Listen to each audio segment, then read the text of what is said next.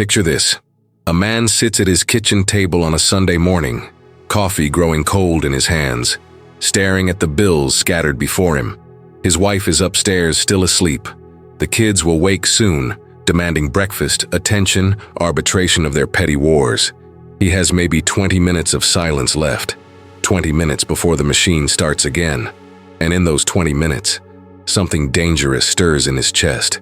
Not love, not contentment, but a wild primal scream that he's spent years learning to suppress. It's the scream that asks, is this all there is? This is the question Nietzsche understood better than perhaps any philosopher who ever lived. And it's the question that haunts every married man who's ever felt the weight of domesticity crushing the life force out of him. You see, marriage wasn't always this soul-crushing institution we've normalized in modern society. For most of human history, marriage was a transaction, a strategic alliance, a means of survival and property transfer. Nobody expected happiness. Nobody expected fulfillment. You married, you procreated, you died. Simple, brutal, honest. But somewhere along the way, we added romance to the equation. We added the expectation of eternal passion, unwavering commitment, and soul-deep satisfaction. We took a fundamentally pragmatic arrangement and injected it with Hollywood fantasies and Disney delusions. And the result? An entire generation of men who feel like they're slowly suffocating under the weight of expectations they never truly understood when they said, "I do." Now, before you jump into the comments calling me a misogynist or a cynic, understand this. I'm not attacking marriage itself. I'm attacking the lies we tell ourselves about what marriage is supposed to be. I'm attacking the cultural programming that tells men they're supposed to find complete fulfillment in monogamy, mortgage payments, and minivans. Because Nietzsche saw through this lie over a century ago, and his insights are more relevant today than ever before. Nietzsche spoke of the Übermensch, the man who creates his own values, who refuses to be shackled by the morality of the herd. And what is modern marriage if not the ultimate expression of herd morality? You're supposed to want it. You're supposed to work toward it. You're supposed to sacrifice everything, your freedom, your wildness, your very essence, on the altar of social acceptability. And if you don't, if you dare to question whether this arrangement serves your highest self, you're selfish, you're immature, you're broken. The married man's secret dream of escape isn't about hating his wife. It's not about abandoning his children. It's about something far more fundamental, something that strikes at the very core of what Nietzsche called the will to power. It's about the suffocating realization that he's traded his vitality for security, his potential for predictability, his becoming for mere being. Every married man knows this feeling, even if he'd never admit it at a dinner party. It's the feeling he gets when he sees an old friend who stayed single, who travels on a whim, who still has that spark of unpredictability in his eyes. It's the pang of something, regret, envy, grief, when he realizes that somewhere along the way, he stopped evolving. He stopped becoming. He calcified into a role, husband, father, provider. These aren't bad roles, but they're roles nonetheless. And Nietzsche understood that when you play a role long enough, you forget there was ever a person underneath the costume. The domesticated man, Nietzsche would argue, is a man who has betrayed his own nature.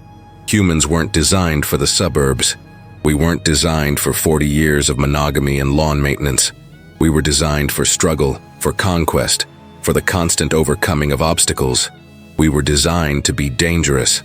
But marriage, as it's currently constructed in Western society, is designed to make men safe, predictable, controllable. It's designed to channel all that dangerous masculine energy into productive, socially acceptable outlets. Fix the leaking faucet, coach the soccer team, attend the PTA meeting, and slowly, imperceptibly, the fire goes out. The man who once dreamed of adventure settles for a week at Disney World. The man who once craved challenge settles for a promotion that means longer hours and more responsibility for someone else's vision. The man who once embodied potential settles for comfort. And comfort, Nietzsche knew, is the death of greatness. Now here's where it gets interesting and uncomfortable. The escape fantasy isn't really about escaping the wife or the kids or even the responsibilities. It's about escaping the man you've become. It's about the terrifying realization that you've constructed a prison so elaborate, so socially reinforced, so financially entangled, that escape isn't just difficult, it's nearly impossible. You've got the mortgage, the kids' college funds, the retirement accounts that won't vest for another decade, the social network that would implode if you dared to deviate from the script. You've built a life that requires you to keep playing the role, even as the role hollows you out from the inside. And this is the secret that every married man carries but few will ever voice. The life he built to prove his worth has become the very thing that negates his vitality. The promises that were made to him about marriage, the partnership, the support, the growth together, these promises have morphed into something else entirely. They've become chains disguised as commitment, obligations masquerading as love, control packaged as care. And the man finds himself in a position where he can't speak this truth without being vilified, without being told he's the problem, without being sent to therapy to fix his obviously broken desire for autonomy and meaning. Think about the language we use around marriage. A man who's married is tied down or off the market or taken. Even our colloquialisms reveal the underlying reality that marriage is about restriction, about removing a man from circulation, about containing something that was once free.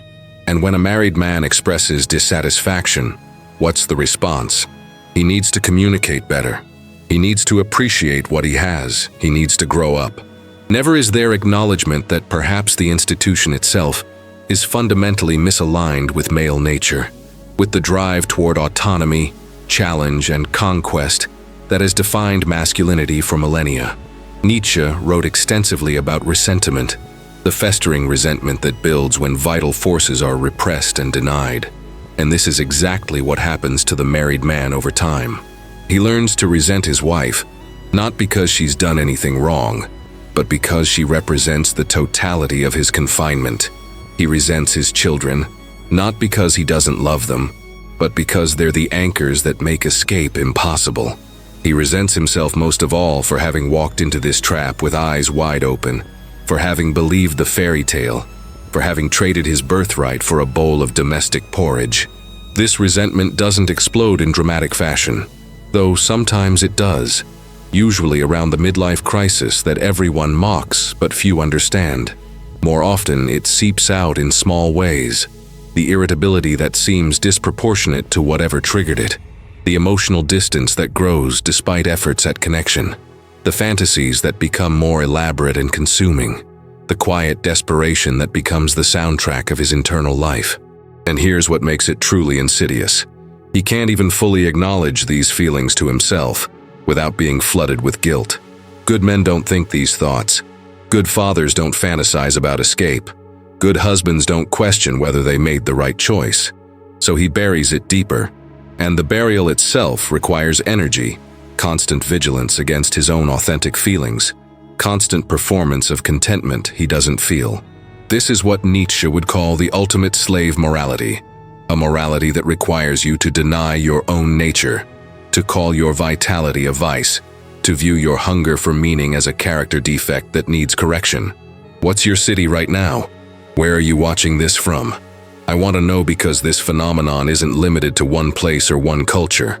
Whether you're in New York or London, Tokyo or Sao Paulo, the modern marriage trap looks remarkably similar. Men everywhere are waking up to the same cold realization, and the institutions that promise them fulfillment are slowly draining them of life. The architecture of modern marriage is designed to extract from men while giving them just enough to prevent complete rebellion.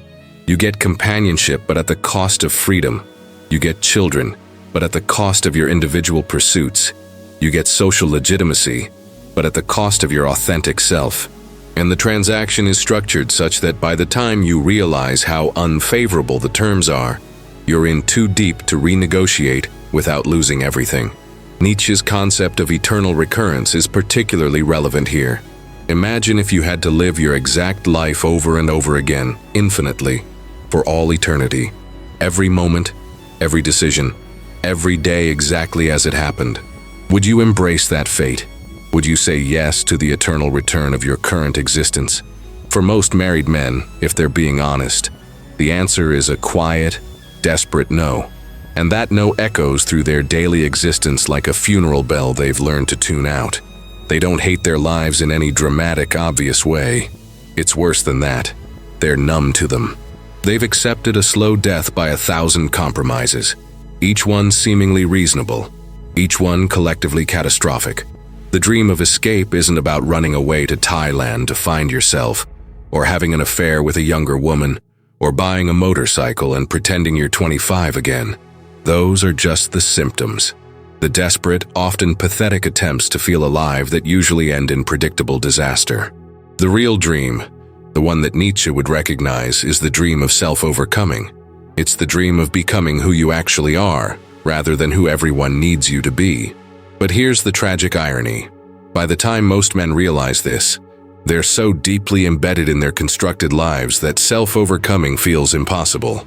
The weight of obligation, the fear of loss, the sheer inertia of years of habit, these things conspire to keep men locked in place, slowly dying inside while maintaining the appearance of normalcy on the outside. And society actively reinforces this paralysis. We celebrate the man who sacrifices himself completely for his family. We hold up as heroic the father who works a job he hates to provide for children who barely know him. We venerate the husband who sublimates all his desires to keep the peace at home. We've created an entire cultural apparatus that glorifies male self-annihilation and calls it virtue. Marriage, in its current form, operates on a fundamental dishonesty. We pretend that love is enough, that commitment is sufficient, that two people can maintain passion and partnership for 50 years without fundamental compromise of self. We pretend that men don't have a biological and psychological drive toward variety, toward novelty, toward conquest. We pretend that channeling all of a man's life force into a single relationship and a nuclear family unit is somehow natural, rather than a relatively recent social experiment with decidedly mixed results.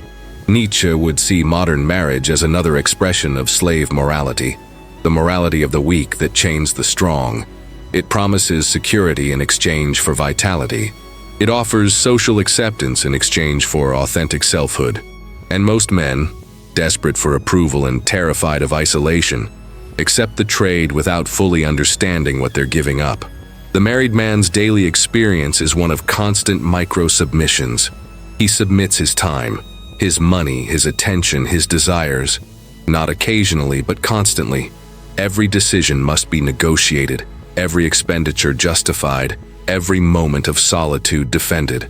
The radical autonomy that defines masculine vitality gets slowly eroded until he can't remember what it felt like to simply do something because he wanted to do it, without consideration of how it might affect everyone else's schedule or feelings or expectations.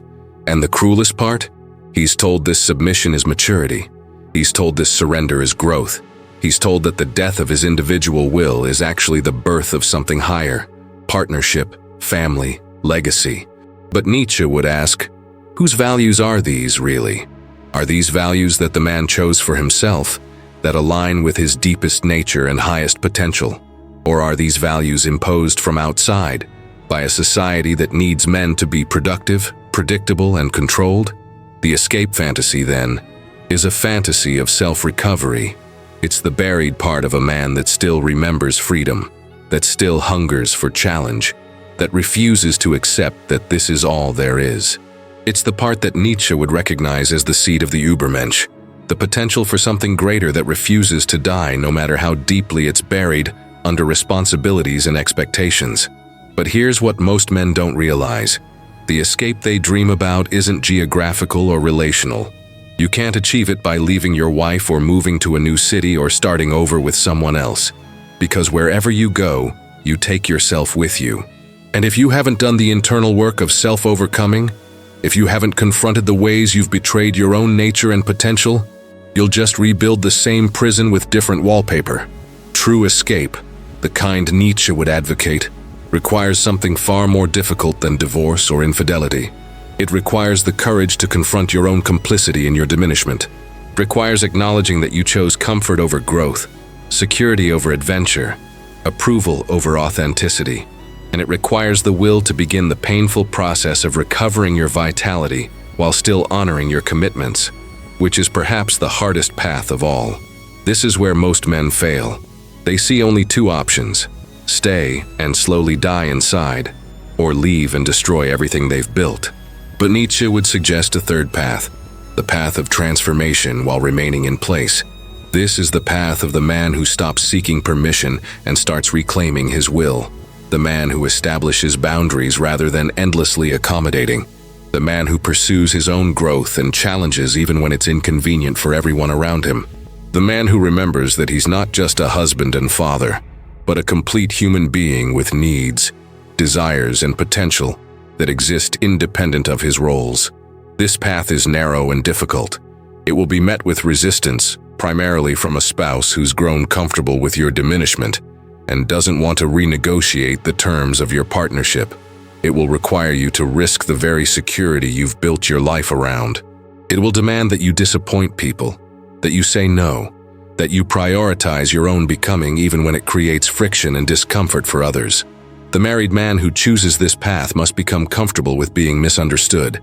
His wife will interpret his drive for autonomy as rejection. His friends will see his refusal to continue playing the emasculated husband as a midlife crisis. His family will view his boundary setting as selfishness. And he must be strong enough to continue anyway, not in rebellion against these people, but in service to something higher, his own authentic existence. Nietzsche wrote that you must have chaos within you to give birth to a dancing star. The married man's path to vitality requires him to embrace this chaos, to stop pretending that everything is fine when it's not, to stop performing contentment he doesn't feel, to stop lying to himself about the cost of the life he's chosen. This doesn't mean burning everything down. It means being honest about what is, and then having the courage to demand something better. But the alternative is that slow death, that quiet desperation that Thoreau recognized over a century before Nietzsche. It's the life of obligation without vitality, of existence without intensity, of going through the motions while something essential inside you withers and dies. When you're 70, looking back on your life, what will you see? Will you see a man who had the courage to live authentically, who maintained his fire even in the face of domesticity? Or will you see a man who played it safe, who made everyone else comfortable, who sacrificed his potential on the altar of social acceptability, and who died with his song still inside him? The married man's secret dream of escape is ultimately a dream of wholeness, of integration, of refusing to be split between who he is and who he's supposed to be. It's the voice of his deepest self, refusing to be silenced, insisting that there must be more, that he was made for something beyond this comfortable cage he's constructed. Nietzsche understood that most men will never answer this call. They'll quiet it with distractions, numb it with routines, rationalize it away with platitudes about maturity and responsibility. They'll tell themselves that the dream is selfish, unrealistic, a sign of brokenness rather than a signal toward wholeness. And they'll die having never fully lived, having never fully become. But for the man brave enough to listen, for the man willing to do the painful work of self-recovery while honoring his commitments, there is another possibility. It's possible to be married and alive. It's possible to be a father and still be fully yourself. It's possible to honor your obligations while refusing to let those obligations consume your entire being. It's difficult. It's uncomfortable. It requires constant vigilance against the forces of domestication that never stop working to tame you, to make you safe, to convince you that your vitality is a problem to be solved rather than a force to be honored. But it's possible. And the alternative, that slow suffocation, that gradual deadening, that quiet desperation, is no alternative at all. This is what Nietzsche meant by amor fati, love of fate. Not passive acceptance of whatever life hands you, but active embrace of your circumstances as the arena in which you'll forge yourself into something greater. Your marriage isn't a prison unless you make it one. Your family isn't a burden unless you see it that way. These are the conditions of your existence, the raw material from which you'll either craft a masterpiece or build a monument to mediocrity. The choice, as always, is yours. And every married man knows this, even if he can't articulate it. There's a war happening inside him every single day. It's a war between the part that wants comfort and the part that craves growth, between the part that seeks approval and the part that demands authenticity, between the part that's been domesticated and the part that remains wild. Most men have already surrendered in this war. They've let the domesticated part win without even putting up a fight. But if you're still feeling that restlessness, that hunger, that desperate whisper that insists there must be more, then the wild part isn't dead yet. It's wounded, buried, ignored, but not dead. And that means there's still time to answer its call. The men who escape this trap aren't the ones who leave their marriages, though some do. They're the men who refuse to leave themselves behind. They're the men who recognize that domestication is a daily process, and resistance to it must also be daily. They're the men who carve out time for challenges that have nothing to do with providing or protecting, challenges that exist purely for their own growth and satisfaction. They lift heavy weights not to look good for their wives, but to feel their own power. They pursue difficult projects not to earn more money, but to engage their minds fully. They seek out discomfort not because it's practical, but because it reminds them they're alive. These men understand what Nietzsche meant when he said that one must still have chaos in oneself to be able to give birth to a dancing star. They maintain that chaos, that unpredictability, that refusal to be completely known or completely tamed. And paradoxically, this makes them better husbands and fathers, not worse. Because a man who is fully alive, who hasn't sacrificed his entire being on the altar of domesticity, has something real to offer his family. He offers presence rather than resentment. He offers genuine engagement rather than obligatory participation. He offers an example of what it means to be a complete human being, not just a role player who's forgotten there was ever anything beneath the costume. But this path requires something most men aren't willing to give. It requires disappointing people. It requires saying no when everyone expects yes. It requires prioritizing your own development even when it's inconvenient for others. It requires the courage to be seen as selfish by people who've grown comfortable with your selflessness. And this is where most men fail. They can't bear to disappoint. They can't tolerate being seen as anything less than the perfect provider, the perfect father, the perfect husband. So they continue the performance, even as it kills them from the inside, even as they die a little more each day, even as that dream of escape grows more desperate and all-consuming. Nietzsche would tell these men that their need for approval is the chain that binds them, that their fear of judgment is the cage they've locked themselves in, that their inability to disappoint others is the very thing that's killing them. And he'd be right. The married man who dreams of escape but never acts, who fantasizes about freedom but never claims it, who imagines a different life but never takes a single step toward it.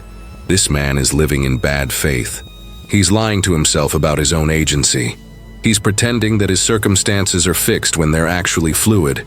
He's playing the victim of a situation he's actively choosing every single day. Because here's the truth that nobody wants to hear. You're not trapped. You're scared. You're not imprisoned. You're comfortable. You're not without options. You're without courage. And the difference between those things is everything. The escape you dream about doesn't require you to leave your wife or abandon your children or destroy your life. It requires you to reclaim your will, to stop asking permission to exist fully, to stop subordinating every aspect of your being to the needs and expectations of others. It requires you to remember that you're not just a function, a provider, a role. You're a man with depths and desires and potential that exists independent of your utility to others. And when you deny that potential, when you bury it beneath obligations and expectations and roles, when you convince yourself that your own vitality is a luxury you can't afford or a selfishness you should suppress, you're not being noble. You're being a coward. You're choosing the comfortable lie over the difficult truth. You're trading your birthright for the security of the herd. And Nietzsche would spit on that choice. He'd see it for what it is: weakness masquerading as virtue, fear disguised as responsibility, death pretending to be life.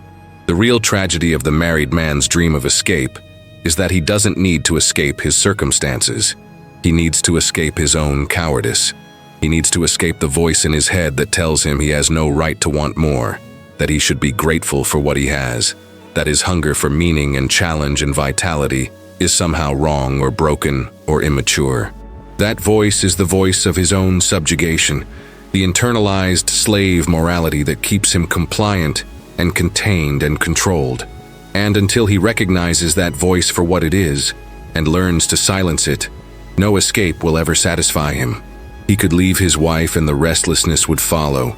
He could quit his job and the emptiness would remain. He could move across the world and the dissatisfaction would come with him. Because the prison isn't external, it's internal. It's the prison he's built in his own mind, the cage constructed from other people's expectations and his own desperate need for approval. Drop a comment right now with this phrase: I choose vitality over comfort. Write those words and let them be your declaration, your line in the sand, your commitment to refusing the slow death that society has planned for you. Say it publicly, because once you declare it to the world, you can't pretend you didn't hear the call. You've acknowledged that voice inside you that refuses to be domesticated. And now you have to decide what you're going to do about it.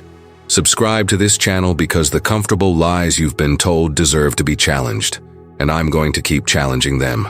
Hit that like button because this message needs to reach every man who's been told his vitality is a problem, who's been shamed for his hunger for more, who's been convinced that his wildness needs to be cured rather than channeled. And here's what's coming next. Something we don't talk about. Something that makes people deeply uncomfortable. Something that explains why modern relationships are built on a foundation that was designed to fail. The next video will expose a truth that once you see it, you can't unsee it, and your entire understanding of human connection will be fundamentally altered. The men who watch it will finally understand why they've always felt like something was off, and why the solutions they've been offered have never actually worked. That's coming soon, and you need to be here for it.